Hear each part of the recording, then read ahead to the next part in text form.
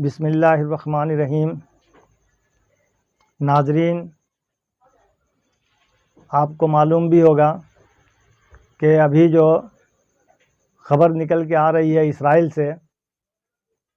वो ये है कि नेतन्याहू के 12 साल इक़्तिदार का ख़ात्मा हो गया है और नया मुहाज़ जो बना है उसमें 7 पार्टियां शामिल हैं और मुमकिना उम्मीदवार प्रधानमंत्री वज़ीर आज़म के जो मुमकिना उम्मीदवार हैं नफ्ताली बेनेट, कल उन्होंने ये बयान दिया है कि इसराइल के लिए बहुत बड़ा मसला लबनान और हिज़्बुल्लाह है, लबनान और हमास है, और अगर ज़रूरत पड़ी तो इन दोनों के ख़िलाफ़ कार्रवाई की जाएगी। तो इससे ये बात समझ में आ गई कि और ये नफ्ताली जो है तो वहाँ के शिद्दत पसंद पार्टी यमना पार्टी के लीडर हैं। क्योंकि नई हुकूमत जो बन रही है उसमें 7 पार्टियां हैं, जिसमें दाएं बाजू की पार्टियां भी हैं, बाएं बाजू की लेपेट की पार्टी भी है। उसके अलावा यूनाइटेड अरब भी उसमें शामिल है, डॉक्टर मोहम्मद अब्बास की पार्टी, जिसके 6 मेंबरान हैं और मेन हुकूमत जो बनने जा रही है सबसे अहम रोल उन्हीं का है। आपको मालूम होगा कि गुज़श्ता 2 साल के अंदर वहाँ 4 मरतबा इंतखाब हो गए, लेकिन किसी पार्टी को अक्सरियत नहीं मिली। अब 5वां इलेक्शन होने जा रहा था, जब चौथी बार भी नेतन्याहू हुकूमत बनाने का नाकाम हो गए, तो 5वां इलेक्शन होने जा रहा था। उसमें जो है तो उससे कबल नेतन्याहू ने, खा उनकी मर्ज़ी जो रही हो या उनके मंशा जो रही हो, उन्होंने गज़ा पर हमला कर दिया और ऐलान किया कि बहुत जल्द गज़ा को हम अपने कब्ज़े में ले लेंगे। लेकिन 11 साल की जंग के बाद, 11 दिन की जंग के बाद काफ़ी हज़ीमत के साथ उन्होंने जंगबंदी का ऐलान किया। जो मुखालिफ पार्टियां जो वहाँ के पार्लियामेंट कैंसेट में हैं, वो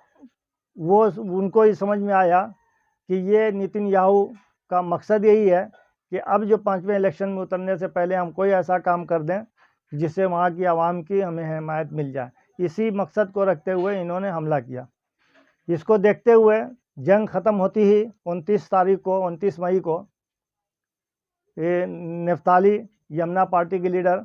और ये लेपेड जो हिज़्ब मुखालिफ के लीडर हैं, उन दोनों ने इत्तेहाद कर लिया और यह कहा कि अब हम लोग हुकूमत बनाएंगे। तो इससे जो रही सही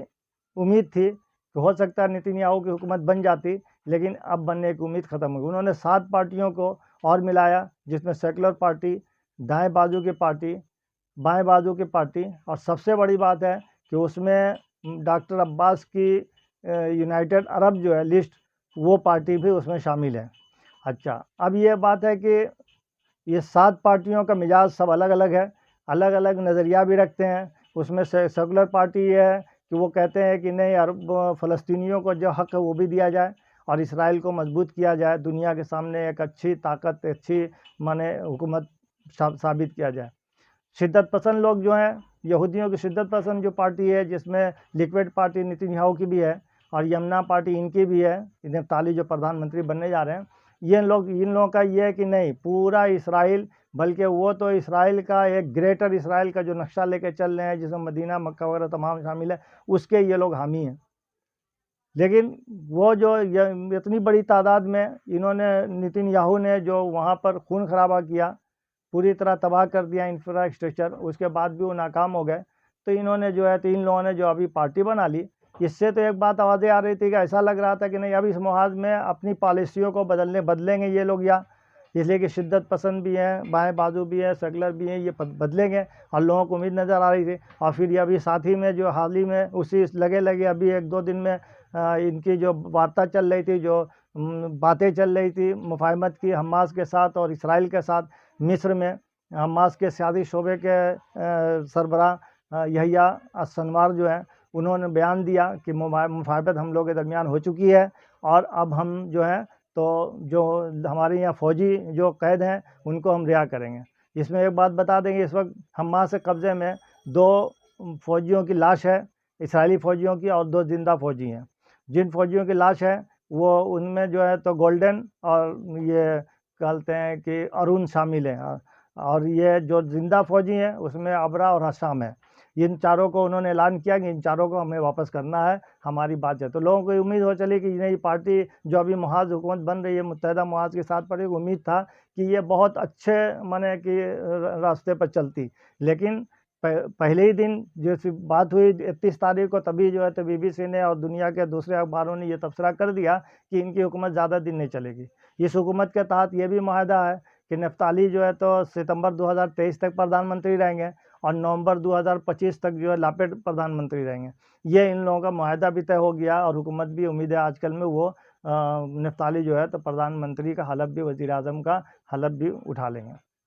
अब वहाँ की हुकूमतें जो है, अब ये जो पहली बार प्रधानमंत्री बनने वाले प्रधानमंत्री, इन्होंने जब इस किस्म का बयान दे दिया तो इससे ये समझ में आया कि काफ़ी हालात संगीन और होंगे। अच्छा, अब ये है कि अरब पार्टियों का इससे पहले इलेक्शन जो 6 महीना पहले इलेक्शन हुआ था, तीसरा इलेक्शन जो नाकाम रहा, उस इलेक्शन में अरबों की पार्टी ने हिस्सा जो लिया तो मुत्तहिदा अरब पार्टियाँ हैं, लेकिन वहाँ इसराइल में भी इसराइली शरीयत रखने वाले जो मुसलमान हैं, उन्होंने अपनी पार्टी, जिसको अरब पार्टी कहते हैं लोग, तो उन्होंने अपनी पार्टियाँ, कई पार्टियाँ बना रखी हैं और वो सब के सब इलेक्शन में हमेशा हिस्सा लेते हैं। लेकिन वहाँ एक कानून बना दिया कि इसराइल ने, लोग कहते हैं कि, या मुबस्सिर या मुहक्किक कहते हैं कि वो इसी मकसद के लिए बनाया है ताकि ये मुसलमान लोग कभी उभर के पार्लियामेंट में नहीं आने पाए। लेकिन पहली बार 6 महीना पहले जो इलेक्शन हुआ उसमें 13 मेंबर पार्लियामेंट के चले गए कैंसेट में। तो उसमें वजह पहुंचने की वजह यह थी कि वो तमाम पार्टियों ने मुत्तहिद होकर के इन्होंने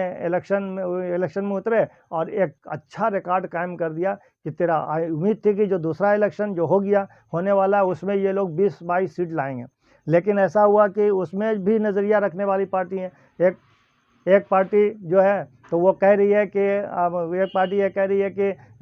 जो अरबों की पार्टी है, जैसे ये अब्बास और डॉक्टर अब्बास की पार्टी, जो एक सर्जन थे, वो इसराइल के उत्तरी हिस्से में उनका काफ़ी असर है, वो कह रहे हैं कि हम हुकूमत के साथ मिल के, वो नेतन्याहू की हुकूमत में भी शामिल होने तैयार थे। वो कहते हैं, उनकी पार्टी वाले मुसलमान, वो कहते हैं कि हम हुकूमत के साथ मिल करके इसराइल में बसे मुसलमानों की फलाह, उनके लिए हम जद्दोजहद करके उनको दिलाएंगे। दूसरे पार्टियां और जो मानी अरब में है, अरब इसराइल में जो पार्टियां, उनमें से कुछ पार्टी ऐसी हैं जो साफ ये कहती हैं कि हमको लड़ना है इसराइल में, अपने हुकूक भी लेने हैं और फ़लस्तीन के भी हुकूक अदा करने हैं, माने वो एक अलग रियासत के वो ये करेंगे। तो इनसे चूँकि नहीं बना ये, तो माने अब सिर्फ इसराइली मुसलमानों के लिए, अरबों के लिए लड़ने की बात कर रहे हैं, इसलिए पार्टियाँ तो अलग अलग हो गई, लेकिन किसी और पार्टी तो नहीं आ सकी। उसमें 3.25% वोट लाना हर पार्टी को शर्त है।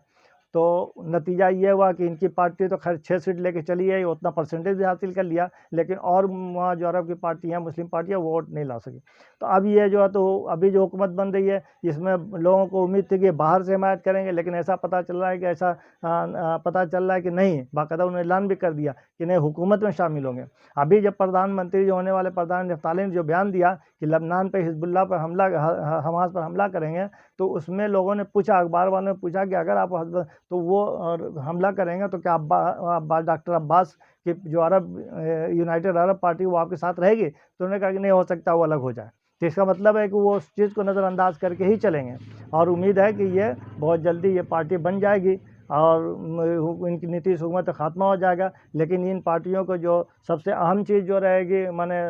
ये देखना रहेगा, वो ये है कि ये मुल्क की, जहाँ एक तो अपने इत्तेहाद बरकरार रखना है, वहाँ मुल्क की सलामती का मामला भी है, माशी हालत का भी मामला इनके साथ है, सिफारती मामलात है जो अभी इस जंग के बाद काफ़ी अरब दुनिया से बिगड़ गए हैं, उसको भी इनको संवारना है। अब देखिए आने वाली खबर क्या रहती है, फिर आपको बता